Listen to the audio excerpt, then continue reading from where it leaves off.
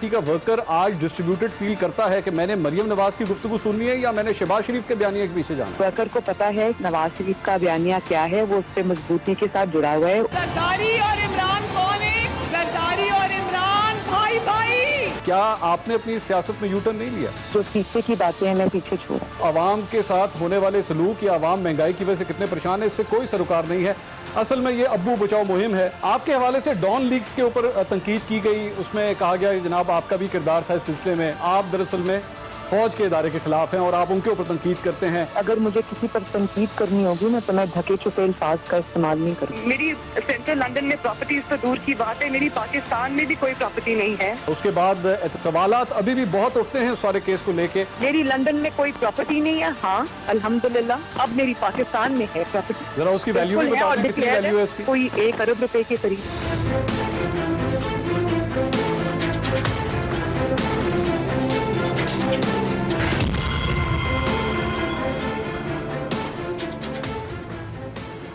अस्सलामुअलैकुम नाज़रीन, to the point के साथ मैं हूं मंसूर अली खान। प्रोग्राम में आपको खुशामदीद कहेंगे।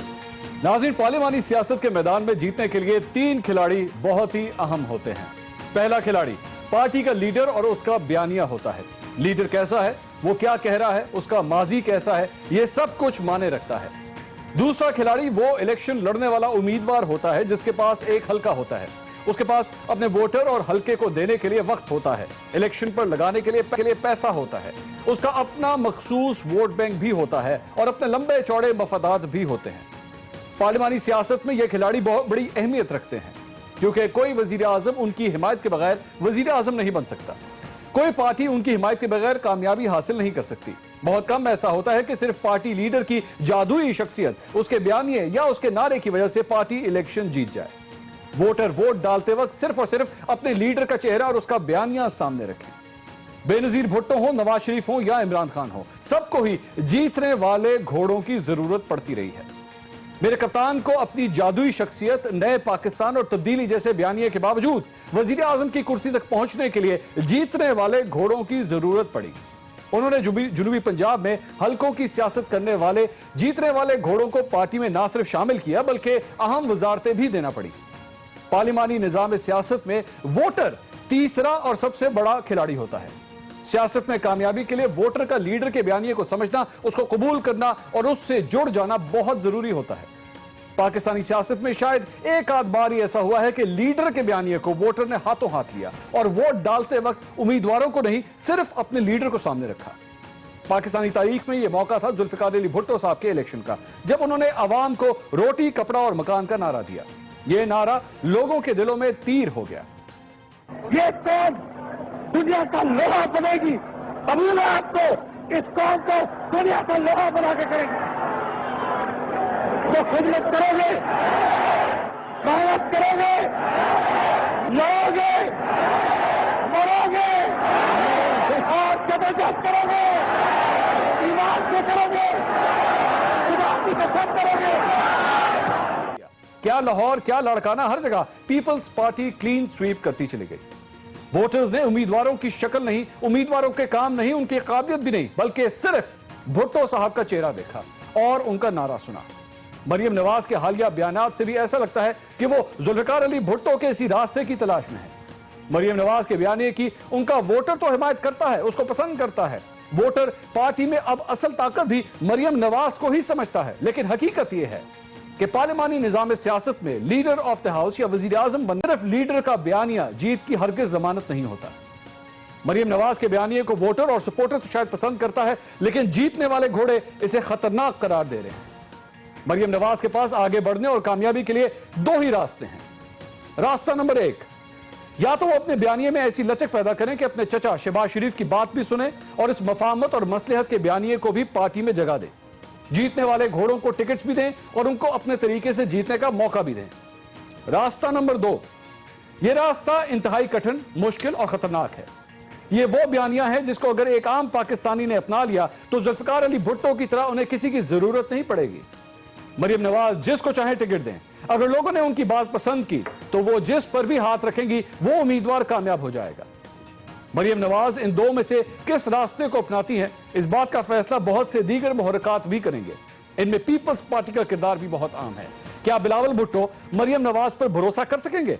और उसी तरह क्या नून लीग पीपल्स पार्टी के साथ मिलकर आगे बढ़ सकेगी?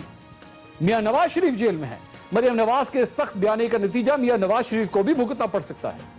शरीफ खानदान के खिलाफ और भी मुकदमात खुलने के मुंतज़िर हैं, जिनकी वजह से हालात मजीद मुश्किल हो सकते हैं। और मरियम नवाज खुद भी जमानत पर हैं। उनकी जमानत मनसूख और वो दोबारा जेल भी जा सकती हैं। अगर मरियम नवाज ने इन तमाम सवालों का जवाब सोच लिया है और वो उनका सामना करने के लिए तैयार हैं, तो फिर उनके लिए फैसला करना आसान हो जाएगा। आज के शो में बात करेंगे, हमारे साथ होंगे पाकिस्तान तहरीक इंसाफ के रहनुमा रमेश कुमार साहब, पाकिस्तान पीपल्स पार्टी से पलविशा खान साहबा और मुस्लिम लीग नून से सानिया आशिक साहबा भी हमारे साथ होंगी। इसके साथ साथ साबिक रुकने मुस्लिम लीग नून और सीनियर सियासतदान ज़ईन कादरी साहब भी हमारे साथ मौजूद होंगे और उनसे भी पूछेंगे कि क्या नून लीग के अंदर कोई नई क़यादत अब जन्म ले रही है। मजीद बात करेंगे एक ब्रेक के बाद। हमारे साथ रहिएगा।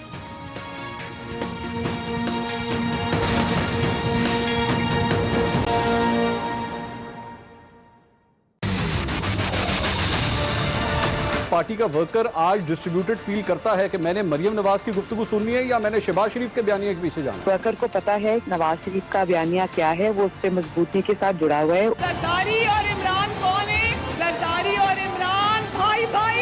क्या आपने अपनी सियासत में यूटर्न नहीं लिया? जो पीछे की बातें हैं मैं पीछे छोड़ा। आवाम के साथ होने वाले सलूक या आवाम महंगाई की वजह से कितने परेशान है, इससे कोई सरोकार नहीं है।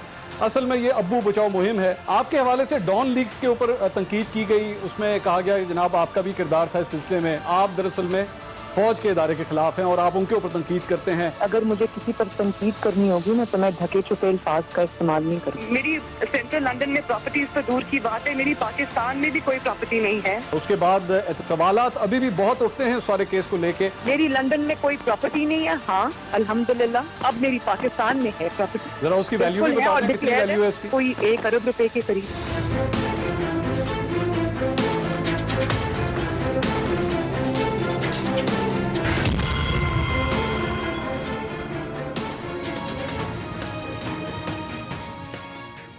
नाज़रीन welcome back after the break. नाज़रीन कल जब मरियम नवाज साहिबा का मैंने ये इंटरव्यू किया और उसके बाद ये इंटरव्यू जब ऑन एयर हुआ तो उसके बाद कई मुझे फ़ोन कॉल्स आए, मुस्लिम लीग नून से भी, पाकिस्तान तहरीक इंसाफ से भी, पाकिस्तान पीपल्स पार्टी से भी, और मेरे व्यूअर्स ने भी मुझसे रब्ता किया इस सिलसिले में। कुछ ने कहा कि जनाब कई ऐसे सवालात थे जो आपने नहीं किए, कुछ ने कहा कि हाँ बड़े टू द पॉइंट आपने क्वेश्चन किए। हर किस्म का फीडबैक मुझे इस सिलसिले में मिला, लेकिन एक सवाल जिसका जवाब मुझे नहीं मिल सका और मैं चाहूंगा कि आज इस डिबेट के बाद हम लोग उसका जवाब ढूंढने की कोशिश करें कि कल की इस प्रेस कॉन्फ्रेंस के बाद क्या मरियम नवाज साहिबा की इस प्रेस कॉन्फ्रेंस के बाद लोगों के ज़हनों में या मुस्लिम लीग नून के वर्कर के अंदर जो बयानिए का एक कॉन्सेप्ट है, क्या वो क्लियर हो गया है या वो मजीद धुंधला गया है उनकी ये बात करने के बाद?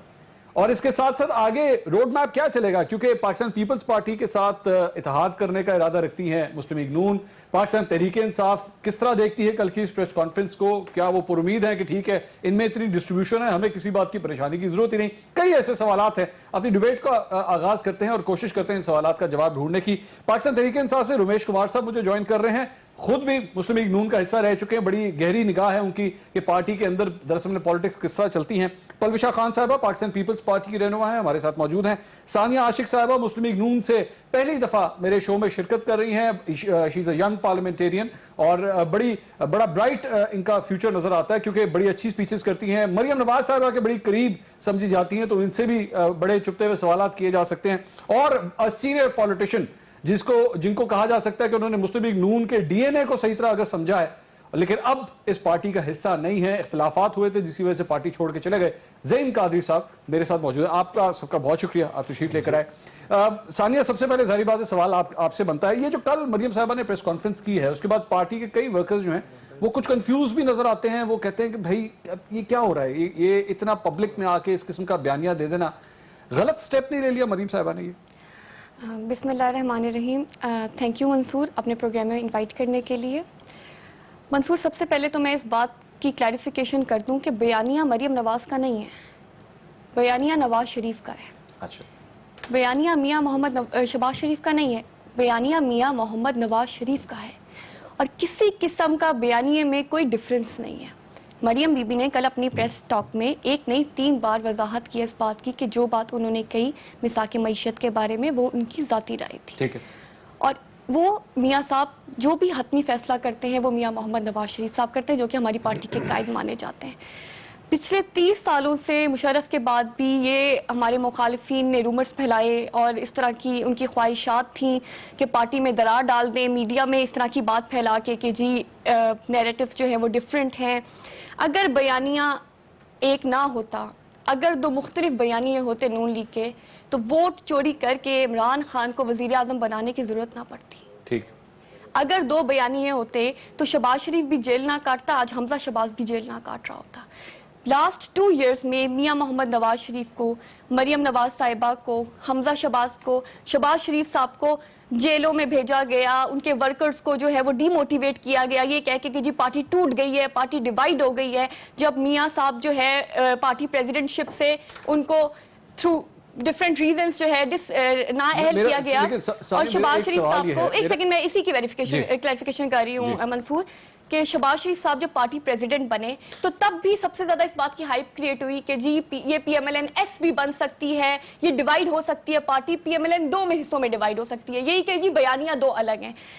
अगर इस तरह होता कुछ, आज मैं जिस पार्टी की MPA बैठी हुई हूँ वो मुस्लिम लीग नून नवाज है, मरियम नवाज जिस पार्टी की नायब सदर है वो भी मुस्लिम लीग नून नवाज, और शहबाज शरीफ जिस पार्टी के सदर है वो भी मुस्लिम लीग नून नवाज है। एक बात कहूं, मरियम नवाज साहिबा ने कल शहबाज शरीफ साहब के हवाले से कहा कि मैं इसको मिसाके मईशत नहीं मानती, मैं मजाक मईशत मानती हूँ। उन्होंने अपनी राय का चले इख्तिलाफ किया। आपके साथ जो शख्सियत बैठी है ना, इनका कोई ब्लड रिलेशन नहीं है नवाज शरीफ के साथ। इख्तिलाफ इन्होंने भी किया था, लेकिन फिर जब इख्तिलाफ होता है ना तो फिर अगला पार्टी से बाहर जाता है। मरियम नवाज साहिबा को क्या इस बात का एडवांटेज हासिल नहीं है कि चूक के वो नवाज शरीफ साहब की बेटी हैं तो इसलिए वो इतनी बड़ी बात कह भी गई? कोई और MPA MNA इस तरह की प्रेस कॉन्फ्रेंस कर सकता है क्या? PMLN एक डेमोक्रेटिक पार्टी है, हमें हमेशा, मैं भी यहाँ पे एक MPA हूँ और मुझे भी पता है कि हमें अपनी राय का, चाहे वो इख्तलाफ रखती है, उस राय का इजहार करने का पूरा हक है। ठीक ठीक। मैं और ये चीज क्लैरिफाई करना चाहती हूँ कि बयानिया सिर्फ मियां मोहम्मद नवाज शरीफ का, शहबाज शरीफ साहब खुद बारहा कह चुके हैं कि वो मियां मोहम्मद नवाज शरीफ को अपना लीडर मानते हैं। तो जब वो उनको लीडर मानते हैं, और इन दोनों भाई बेटी की भी सुननी पड़ेगी? नहीं, बिल्कुल भी सुननी पड़ेगी। मरियम नवाज ने कल प्रेस टॉक में 3 times and after that in your interview भी कहा कि उनमें और शहबाज साहब में किसी किस्म की कोई डिवीजन नहीं है। डेमोक्रेटिक पार्टी में डिफरेंस ऑफ ओपिनियंस होते हैं। ठीक ठीक है ज़हीम साहब, ये सारी गुफ्तगू आपने सुनी है, बिल्कुल आपने बड़ा टाइम लगाया, मुस्लिम लीग नून के साथ इख्तिलाफ आपका भी हुआ, लेकिन आपको फिर बाहर जाना पड़ा। ये अब वो 2 मुख्तलिफ चीजें थी, आपने दुरुस्त फरमाया। आप सवाल मुकम्मल कर लें। मेरा सवाल आपसे यही है कि ये जो कुछ भी हुआ है, मेरा मतलब मैं सोच रहा था कि चले एक सहाफी ने उनसे जब सवाल किया कि जी मिसाके मईशत, मरियम नवाज साहिबा के पास मेरे ख्याल में डिक्शनरी के अंदर 10 और जवाब हो सकते थे। उसमें वो एक जवाब ये दे, मैं मतलब ऑफ द कफ में ये सिर्फ बात कर रहा हूं, एक जवाब वो ये दे सकती थी, मेरी जो भी राय है मैं शहबाज शरीफ साहब को खुद दे दूंगी, एक बात।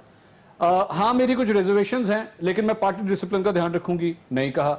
तीसरा जवाब जो वो दे सकती थी कि इस सिलसिले में जो भी फैसला करेंगे वो नवाज शरीफ साहब करेंगे, बात खत्म। वो कई ऐसे जवाब आते हैं जिसको बड़े तरीके से डक कर सकती थी, और उनको आता है डक करना, उनको माशाल्लाह आता है डक करना, लेकिन उन्होंने स्ट्रेट फॉरवर्ड जो जुमलों का इस्तेमाल किया, उन्होंने क्लियर कट उन्होंने एक डिबेट खोल दी। देखिए मंसूर, एक तो बड़ी सिंपल बात है कि जो मजाक जमहूरियत का लफ्ज़ है, ये गालिबन जब मिसाक जमहूरियत हुआ था तो मुखालिफिन ने इसको मजाक जमहूरियत कह के एक नोशन दिया जो बहुत देर चलता रहा।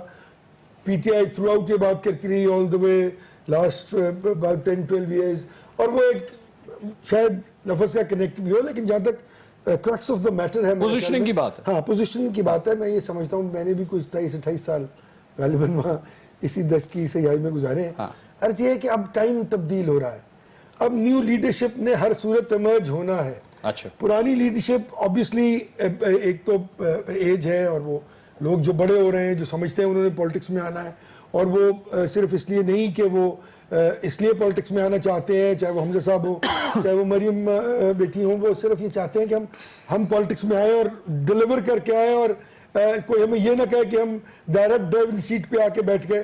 तो मेरे ख्याल में अब ये तब्दीली आ रही है वहाँ, अब हर जगह आएगी। अब Bilawal is taking over People's Party, दीगर मौलाना फजल रहमान के बेटे जो है वो भी आ गए हैं।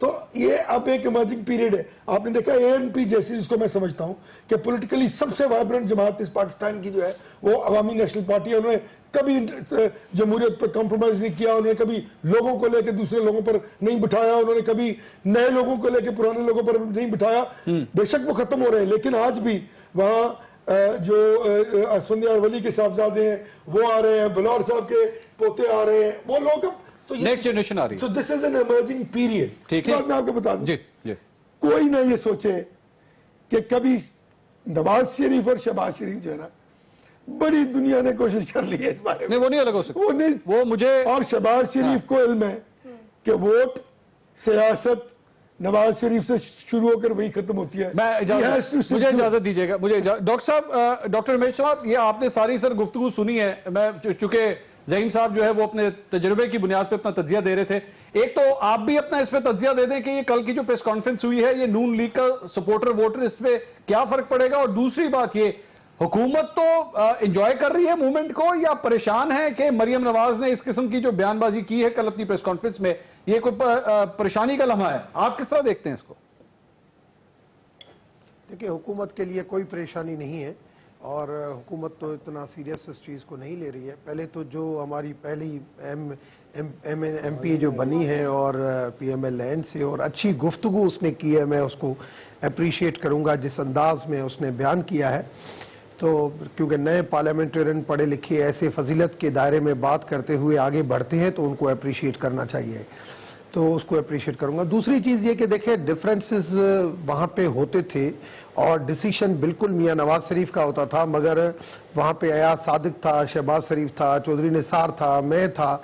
हमारा एक ऑप्शन होता था कि मफाहमत पे जाएं, और मियां साहब, मरियम नवाज, परवेज रशीद, मुशाहिदुल्लाह खान, इनका दूसरा ऑप्शन होता था कि भाई एग्रेसिव पे जाएं। तो डिसीशन जो है वो माजी में हावी हो गई वही पॉलिसियां कि मरियम नवाज जैसे कहती थी वैसे मियां साहब कहते थे। डिसीजन जो उनके मुंह से निकलता था वो फिर उनके डिसीजन के बाद वहां पे कोई उसके ऊपर आर्ग्यू नहीं करता था। मगर अब हालात चेंज है। अब मरियम नवाज की बिल्कुल ख्वाहिश है, क्योंकि वो एक अपने बाप से बहुत प्यार करती है और वो समझती है कि PMLN के अंदर आज जो भी लोग एंजॉय कर रहे हैं तो उसके अंदर वो सारी कुर्बानियां मियां नवाज शरीफ की हैं, मगर ये भी नहीं है, कुर्बानियां शहबाज शरीफ की भी है। और शहबाज शरीफ ने ही पंजाब को डेवलप किया। जब आज PMLN ने जो पंजाब के जो मेजॉरिटी जो आज पंजाब के अंदर जो मिली है उनको, वो सिर्फ और सिर्फ, मैं तो आज भी समझता हूं क्योंकि PMLN के अंदर अगर वॉइस जो है वो PMLN के अंदर मियां नवाज शरीफ का चलता था तो वर्किंग जो है वो मियां शहबाज शरीफ की चलती थी। ठीक है, मुझे इजाजत दीजिएगा, शहबाज शरीफ से मुझे इजाजत दीजिएगा परवेश साहब। तो मैं, मगर गवर्नमेंट को इस हवाले से कोई ऐसी परेशानी की बात हो, ठीक है, अंदरूनी पार्टी डिफरेंसेस है, हमें तो इस चीज के ऊपर इतनी बात भी नहीं करनी चाहिए। भाई इंटरनल उनके मामला है वो इंटरनली जाने, हमारा क्या जाए उसमें। तो बादशाह पलवेशा साहबा, ये पलवेशा साहबा, आपने ये सारी गुफ्तगू सुनी। अब इस वक्त जिस टेन्योर में से, जिस टाइम पीरियड में से मुस्लिम लीग नून और पाकिस्तान पीपल्स पार्टी की आपसी पॉलिटिक्स चल रही है, APC सामने पर खड़ी है, कॉल होने वाली है APC, और इसके हो चुकी है, डेट आ चुकी है। उसके बाद वहां से जो भी एहतजाज की एक सिलसिला स्टार्ट होना है। ऐसी सूरत में मुस्लिम लीग नून की जानिब से इस किस्म के अगर मिक्स सिग्नल्स आते हैं, पाकिस्तान पीपल्स पार्टी किसके साथ कंफर्टेबल है गुफ्तगू करने में? क्योंकि मुलाकातें जो हैं वो मरियम नवाज के साथ हो रही हैं, लेकिन पार्टी प्रेसिडेंट जो है वो शहबाज शरीफ हैं। दोनों बातें सूट करती है उनको। मैं वही पूछ रहा हूं, पाकिस्तान पीपल्स पार्टी इसको किस तरह दोनों देख रही है? बातें उसको भी सूट करती है, दोनों बातें उधर भी सूट होती है। पलवेशा साहब वहां भी रहे ना इनको, पलवेशा साहब जी क्या करते हैं आप यार?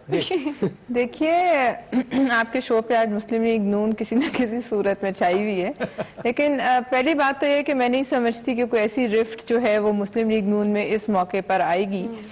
और इसी किस्म की जो है रिफ्ट्स तलाश करते रहे कुछ लोग, ऐसी बातें भी चलती हैं हमारी पार्टी में भी, लेकिन अल्टीमेटली जाहिर है मैं समझती हूँ कि मियां नवाज शरीफ का ही बयानिया चलेगा। अभी थोड़ी देर पहले ख्वाजा आसिफ साहब ने भी कहा कि मजाक मईशत है।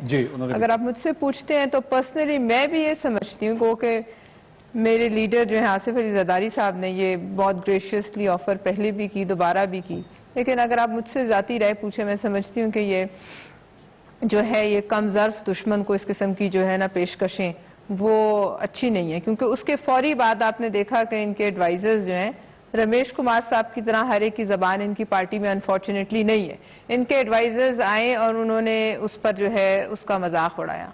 अब बेशक ये मजाक उड़ाते हैं, वो दिन इतने दूर नहीं है कि जब आवाम इनसे उस एक एक मजाक का बदला लेगी, क्योंकि यहाँ बैठ के बातें करना और है, और जो लोगों के हालात हैं और जो इस मुल्क की मईशत के हालात हैं और जो इस मुल्क पे सरहदों पे होने वाला है, उनसे तमाम चीजों से ये बेबहरा होकर बैठे हुए हैं। लिहाजा कल आसिफ अली जरदारी साहब ने बहुत क्लियरली कहा, मैं भी वहीं थी, और उन्होंने बहुत क्लियरली कहा कि जो फैसला होगा उसमें पाकिस्तान पीपल्स पार्टी एपीसी के फैसले के साथ खड़ी होगी।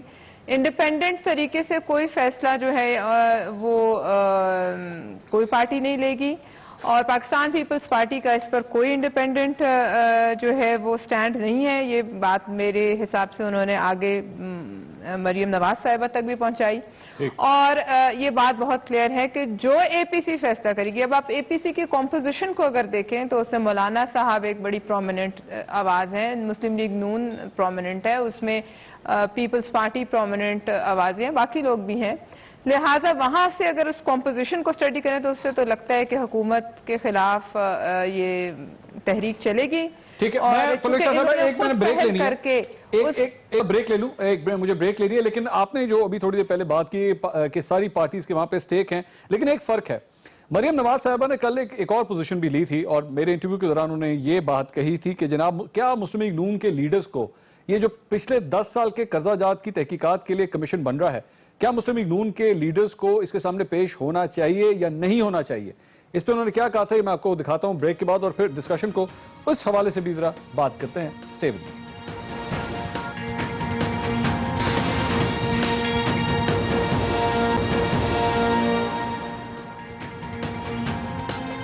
नाज़रीन, welcome back after the break. अब जो एक और टर्निंग पॉइंट आने लगा है पाकिस्तान की सियासत में, कमीशन का ऐलान कर दिया गया है। वज़ीर आज़म की जानिब से तमाम नाम सामने आ चुके हैं, कौन कौन से ओहदेदार हैं उसके अंदर, और उसके TORs क्या हैं, सारी तफसीलात सामने आ चुकी हैं। कल मरियम नवाज साहिबा से मैंने सवाल किया था कि क्या मुस्लिम लीग नून के लीडर्स को इस कमीशन के सामने पेश होना चाहिए या नहीं होना चाहिए, और चूंकि सारी बात है जो हिसाब किताब होगा उसमें पाकिस्तान पीपल्स पार्टी और नून लीग दोनों शामिल हैं, उन्होंने उस पर क्या जवाब दिया था, सुनिएगा जरा। आपने ये जो हाई पावर्ड कमीशन है इसके ऊपर भी आपने एतराज किया कि इसके अंदर चंद इदारे जो हैं उनके नुमाइंदे वहां पे क्यों बैठे हुए हैं। जाहिर बात है जो वो इन्वेस्टिगेशन कर रहे हैं पिछले 10 साल में, उसमें 5 साल आपकी हुकूमत के भी आते हैं, नून लीग के भी आते हैं। क्या मुस्लिम लीग नून के जो भी ओहदेदार रहे हैं, जिसमें मिफ्ता इस्माइल साहब भी शामिल हैं और लोगों को भी शायद बुलाया जाएगा, क्या वो नहीं पेश होंगे उस कमीशन के सामने? मेरे ख्याल में बिल्कुल पेश नहीं होना चाहिए। बिल्कुल पेश नहीं होना चाहिए, यानी कि एक और हेड ऑन कोलिजन की तरफ हम जा रहे हैं। सानिया साहिबा, जब आप नहीं पेश होंगे तो फिर मामला तो और ज्यादा खराब हो जाएंगे। इससे पहले अब मुझे कल एक फीडबैक आया था इस सवाल के जवाब के ऊपर कि आप लोगों ने अपनी सियासत जो है वो इन इदारों के साथ मिल के शुरू की 1980s के अंदर। जब JIT बनी पैनामा के लिए, उसके अंदर मियाँ साहब, मरियम साहिबा पेश होते रहे, जाके बिल्कुल सामने आए। अब जब मामला तो मुल्क की दौलत के हवाले से आ रहा है तो अब आप लोग कहते हैं हमने पेश नहीं होना, ये क्या बात है? मंसूर, सबसे पहले तो थोड़ी सी डिटेल्स आप देख लें कि इस कमीशन को, या ये JIT नुमा कमीशन आप कह लें जो इन्होंने बनाया है या बनाने जा रहे हैं, इसमें ये इमरान खान साहब ने किस कैफियत में इसकी अनाउंसमेंट की थी? ये उन्होंने उसी दिन अनाउंस किया था जिस दिन नेशनल असेंबली में अपोजिशन ने नारेबाजी की थी, और रात के 12 बजे इमरान खान साहब को गुस्सा आ गया था, और बदला लेने में उन्होंने ये चीज़ अनाउंस की कि हम एक कमीशन बनाने जा रहे हैं। अच्छा, स्टेप 1। दूसरा, ये जो इन्होंने 10 साल का एक टाइम ड्यूरेशन रखा, ये किस क्राइटेरिया में रखा कि 2008 से 2018 तक का ही एहतसाब किया जाएगा, उससे पहले या उसके बाद क्यों नहीं? 1999 से लेके 2019 तक क्यों नहीं? क्योंकि इनके अपने खाते खुलते हैं उसमें। अच्छा, अगर इन्होंने कर्जों का एहतसाब करना है, कमीशन बनाना है, तो ये फिर BRT का क्यों नहीं खोलते डिटेल्स? जितना कर्जा इन्होंने इस एक साल में, जितना कर्जा इन्होंने 2008 से 2018 में पेशावर KPK के सब कुछ खुला जाएगा, BRT खुला सिर्फ नहीं। ये जो 2018 से 2019 में सबसे ज्यादा कर्जे लिए गए, इसका हिसाब कौन देगा? ये एहतसाब के लिए कमीशन नहीं बन रहा। अच्छा। इमरान खान साहब ने जिस कैफियत में ये कमीशन बनाया, ये इंतकाम के लिए बन रही है, विक्टिमाइजेशन, और पीपल्स पार्टी और PMLN को टारगेट किया जा रहा है। तो जब आपको सबको नजर आ रहा है एक टाइम ड्यूरेशन के साथ, एक जिस कैफियत में इमरान खान साहब ने अनाउंसमेंट की थी, जब अंधे को भी नजर आ रहा है कि जी ये एक कमीशन नहीं है, ये JIT बनाई जा रही है, बिल्कुल पनामा वाला ड्रामा। और वो पनामा से क्या निकाला? इकामा, 1 रुपए की करप्शन अभी तक साबित नहीं की। और फिर 1 साल जब इन्होंने ये सारा पनामा का ड्रामा किया, अब ये वाला कमीशन सिर्फ अपनी नाकामी से, अपनी नालायकियों से अवाम की अटेंशन डाइवर्ट। परवेश शाह साहबा, मुस्लिम लीग नून की पोजीशन कुछ हद तक सामने है, लेकिन जारी बात है APC के अंदर ही सारे फैसले होने। पाकिस्तान पीपल्स पार्टी से जरदारी साहब ने ये कहा कि जनाब हिसाब किताब बंद करें, आगे चलें, मईशत को आगे लेके चलें। क्या आप लोग भी इन्हीं लाइंस के ऊपर सोच रहे हैं कि कमीशन के सामने पेश नहीं होना चाहिए? देखिए मंसूर, कमीशन जब किसी को ट्राई नहीं कर सकता, जब उसका कोई, अब पहले तो इसकी जो टाइम फ्रेम है, जनरल मुशर्रफ जब आए थे तब क्या थी कर्जाजात की हालत, और जब वो गए तो क्या थी। और ये भी एक बात जो है, ये फैक्ट है, ये बिल्कुल हकीकत है कि जब वजीर आजम साहब इस तरीके से एड्रेस करते हैं, कौम को कहते हैं सुनहरी मौका है, तो इसमें 2 चीजें, एमनेस्टी के क्या फजाइल है मैं समझती हूँ इनसे ज्यादा कोई नहीं जानता। इन्होंने खुद 2000 में ली, इनकी बहन ने 2018 में ली। और अगर हम रियासत मदीना की बात करें तो सबसे पहले इन्हें उठकर अपनी मामलात का जो है वो हिसाब कौम के सामने रखना चाहिए, हजरत उमर की तकलीद में, कि बताइए कि वो क्या वजूहात थी कि आपने ये सब कुछ छुपाया और आपको एमनेस्टी देनी पड़ी। नहीं, एक मिनट परवेश शाह साहब, एक सवाल, परवेश शाह साहब, एक मिनट, मेरा क्वेश्चन एक मिनट, सुन ले क्वेश्चन सुन ले। आपने अभी खान साहब के बारे में फरमाया कि जनाब उन्होंने एमनेस्टी ली, आपने उनकी बहन का भी जिक्र किया, उन्होंने कोई लॉ तो नहीं तोड़ा ना? एमनेस्टी मौजूद थी, being a citizen of Pakistan वो ले सकते थे, उन्होंने ले ली, उन्होंने कानून तो कोई नहीं तोड़ा। लेकिन हर सिटीजन ऑफ पाकिस्तान जो एमनेस्टी लेता है वो वजीर आजम के ओहदे पे आकर हमें भाषण नहीं दे सकता। क्यों नहीं दे सकता? फर्क ये है कि वो क्यों नहीं दे सकता? इसमें क्या गलत बात है? वो रियासत मदीना बनाने जा रहे हैं तो वो बताएं कि एक चादर का भी हिसाब रियासत मदीना के जो उस वक्त के थे हुक्मरान, उन्होंने दिया था। तो अगर आज कौम उनसे पूछना चाहती है तो वो बताएं, और सब ये भी बताएं कि उनके आसपास जो गुजरा है, फैसल वाडा साहब, खुसरो बख्तियार साहब, पहले तो उनको, और लोग हैं जिन्होंने कर्जे माफ कराए, जिसमें फहमीदा मिर्जा साहिब हैं, और लोगों के नाम आ रहे हैं। सबसे पहले उनको फजाइल बताएं, उनको कन्विंस करें कि सुनहरी मौका है। जब वो कन्विंस होंगे उसके बाद ये आप दूसरी कौम को समझाएंगे तो कौम भी शायद आपकी बात मान ले। लेकिन ये जो कमीशन है ये जनरल मुशर्रफ के दौर से क्यों ना शुरू हो, ताकि मैं पूछ लूं, मैं जवाब ले लूं। इमरान खान साहब अपना भी हिसाब किताब, डॉक्टर उमेश साहब, ये अब इतनी भोली कौम नहीं हो, ये अगर इन्होंने 2-4 लीडर पकड़ लिए तो बाकी ये कौम टॉफियां नहीं है, मतलब आप इनको तो पकड़ लेना सबको। डॉक्टर साहब ये आपने गुफ्तगू सुनी है, एतराज सबसे ज्यादा, एक मिनट परवेश शाह साहब, एक मिनट परवेश शाह साहब, एक मिनट, यही चूरन, करप्शन, चूरन की भी एक्सपायरी डेट खत्म होकर जो है वो काफी अर्सा डॉक्टर साहब ये आपने सारी जो कमीशन होगा, अगर आप चाहते हैं उसके सामने पेश हो तो आप सबसे पहले पत्थर जो उठाएगा वो अपना वो उठाएगा जो खुद मासूम होगा। डॉक्टर साहब, मासूम तो ये खुद भी नहीं है। डॉक्टर साहब आपने सारी गुफ्तगू सुनी है, आपकी क्या राय है सिलसिले में? क्या ये एहतसाब पाकिस्तान तहरीक इंसाफ से शुरू नहीं होना चाहिए क्या? आपको पता है मेरा अंदाज सबसे ज्यादा मुख्तलिफ होता है। ये तो या तो हम चार्टर ऑफ इकोनॉमी पे जा सकते हैं या हम अकाउंटेबिलिटी पे जा सकते हैं। 2 चीजें, एक चीज ये कि ये जो कमीशन जो बनाई गई है हमारी तरफ से, और होता ये है क्योंकि मैं इकोनॉमिक्स मैंने पढ़ी हुई है सारी और मैं सारी फाइनेंस को समझता हूँ। सूरत हाल ये होती है कि जो भी फॉरेन लोन आते हैं स्टेट बैंक के अंदर, उतने पैसे जो है वो स्टेट बैंक यहाँ पे उतने छापती है और उतने मार्केट में आते हैं और उतने जो है वो गवर्नमेंट को पैसे मिलते हैं। तो वो सारी अकाउंटेबिलिटी हमारे पास प्रोसेस पे होती है। कुछ ऐसी चीजें होती हैं जो डायरेक्ट सपोर्ट फंड वगैरह में होती है, ये माजी में कुछ हुई है, जो मरियम नवाज ने कल जो बातें की है, मैं समझता हूं कि हमें इससे अब आगे निकलना चाहिए क्योंकि पाकिस्तान के अंदर जो चैलेंजेस हैं, क्या मतलब चैलेंजेस, क्या मतलब डॉक्टर साहब क्या रहा है यार, सुने तो सही ना, क्या कह रहे हैं डॉक्टर साहब, क्या मतलब इस बात का? मैं समझा नहीं, यानी बंद करें ये एहतसाब वगैरह, ये आगे चले? नहीं, एहतसाब बंद नहीं। देखिए नैब को इंडिपेंडेंटली काम करना चाहिए, इंडिपेंडेंटली काम करे। ये इस तरीके से रोजाना कोई आसिफ जरदारी के फेवर में आ जाता है, कोई मियां साहब के फेवर में आ जाता है, कोई अलीम खान के फेवर में आ जाता है, कोई परवेज खट्टर के फेवर में, ये नहीं होना चाहिए। ये नहीं होना। आप इदारों को इंडिपेंडेंट करें, जो एहतसाब है वो चलता रहे। चार्टर ऑफ इकोनॉमी के लिए अगर सारी हुकूमत, पीपुल्स पार्टी का भी कसूर है, इदारों का भी कसूर है, PMLN का भी कसूर है, और मैं समझता हूं 9 महीने की हमारी जो कारकर्दगी है हमारा भी कसूर है।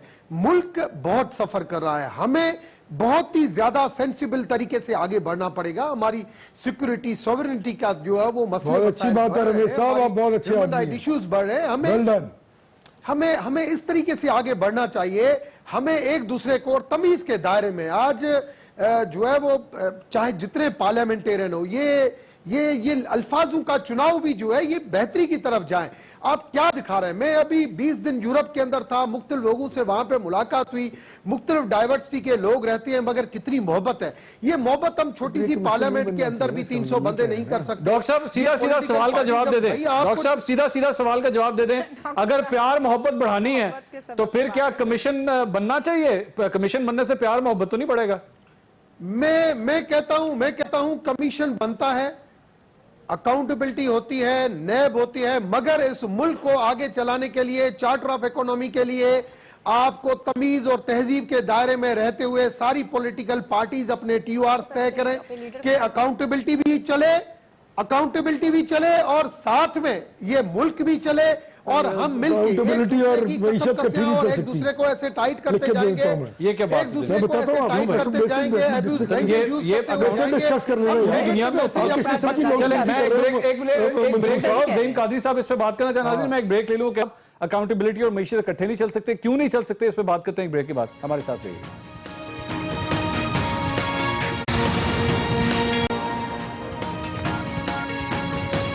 नाज़रीन welcome back after the break. Break पे जाने से पहले ज़हीन कादरी साहब ने एक सिक्सर मारा था और ये कहा था कि जनाब मईशत और एहतसाब इकट्ठे नहीं चल सकते। ये बिल्कुल ज़रदारी साहब वाली बात थी जो उन्होंने कही थी और ज़हीन कादरी साहब के अंदर एक ज्याला जाग गया। क्या मतलब है यार? देखिए सब रियलिस्टिक हो ना।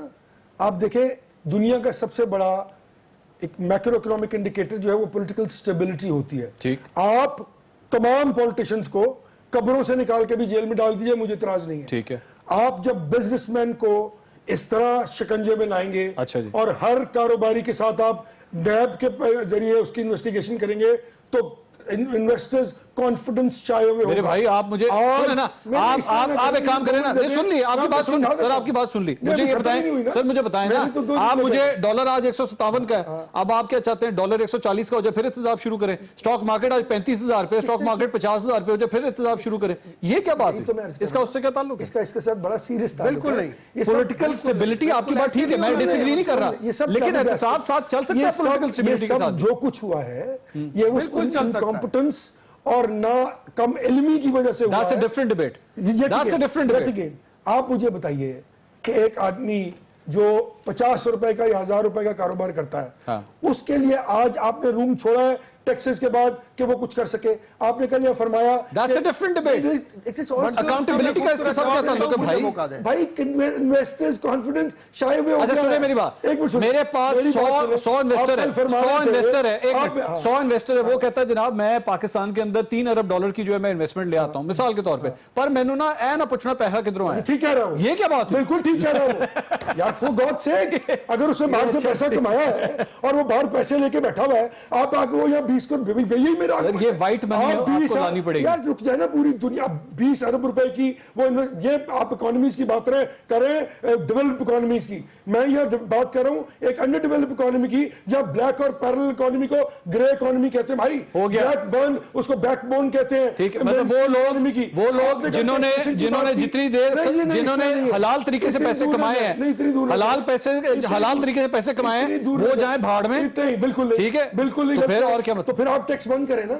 इस मुल्क में तो किसी एक आदमी को भी टैक्स नहीं देना चाहिए। क्यों? आप तो 20 करोड़ लोगों से टैक्स ले रहे हैं। डॉक्टर साहब, साबुन पे 4 रुपए लिखा होता है, हाँ। 25 रुपए का साबुन होता है, देते हैं, सब देते हैं टैक्स, इंडायरेक्ट टैक्सेशन देते हैं, बिल्कुल। तो फिर इसका मतलब पूरी कौम ले रही है। अकाउंटेबिलिटी तो होगी ना, अकाउंटेबिलिटी किस तरह बंद हो सकती है? की गल मंसूर साहब, अकाउंटेबिलिटी उसकी होती है जिसके पास कुछ हो। ये क्या बात है? आप पहले सिस्टम पैसे नहीं है और भाई ठहर जाए, नहीं है, आप स्ट्रीमलाइन करते पहले। मरियम नवाज कहती मेरे पास 1 अरब की जायदाद नहीं है। मुझे सुने, आप पहले इकोनॉमिक सिस्टम को स्टेबलाइज करते हैं।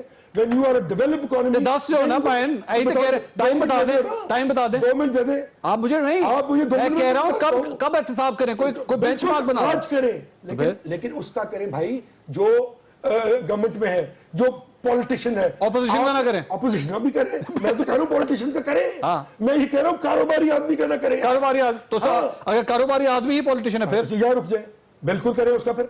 आसिफ अली जरदारी साहब जो है उनकी शुगर मिले हैं, उनका नहीं एहतसाब होना चाहिए। बात नहीं कर रहा मंसूर, बात समझे, फिर बहस गुस्सा ना करें। बताएं आप यार, लोग रिफ्यूज लॉजिक नाराज हो जाते हैं। लॉजिक लॉजिक ये है कि आसिफ अली जरदारी का कर ले, हाँ। आप पकड़ आप जरूर करें, फिर कुछ निकलेगा नहीं उसमें, ये मैं भी बता दूं। और बात है ना निकले और बात है। लेकिन एक सिंपल बिजनेसमैन जो है आज वो क्यों खौफजदा होकर, अच्छा मुझे डॉक्टर साहब से जवाब आप टैक्सेशन की बात करते हैं, डॉक्टर साहब को ठहरे एक मिनट, हाँ। डॉक्टर साहब से ये भी जवाब ले ले कि इनडायरेक्ट और डायरेक्ट टैक्सेशन की जो टैक्सेशन की कहानी 20 दिन से खान साहब रोज टीवी पे सुना रहे हैं और कह रहे हैं कि टैक्स दो तो ये हो जाएगा, टैक्स दो तो वो हो जाएगा। मैं टाइम कम डॉक्टर साहब 20 करोड़ आदमी, डॉक्टर साहब ये बात आपने सुनी, उनका कहना है कि देने वाला डॉक्टर साहब टैक्स दे रहा है। डॉक्टर साहब अच्छा मुझे जवाब दें। डॉक्टर साहब वो कह रहे हैं जनाब एक आम बिजनेसमैन है उसका एहतसाब ना करें जी, तबाह करके रख दिया कारोबार। पूछने देना देखिए बिल्कुल गलत बात करें। आपको पता है मैंने इन बहुत सारी चीजों के ऊपर स्टडी की है। इंडिया के अंदर अगर आप माजी में थोड़ा सा चले जाएं, नरेंद्र मोदी की हुकूमत से पहले यही सिस्टम था, मगर उन सिस्टमों को उसने किस तरीके से बेहतर किया कि आज इंडिया की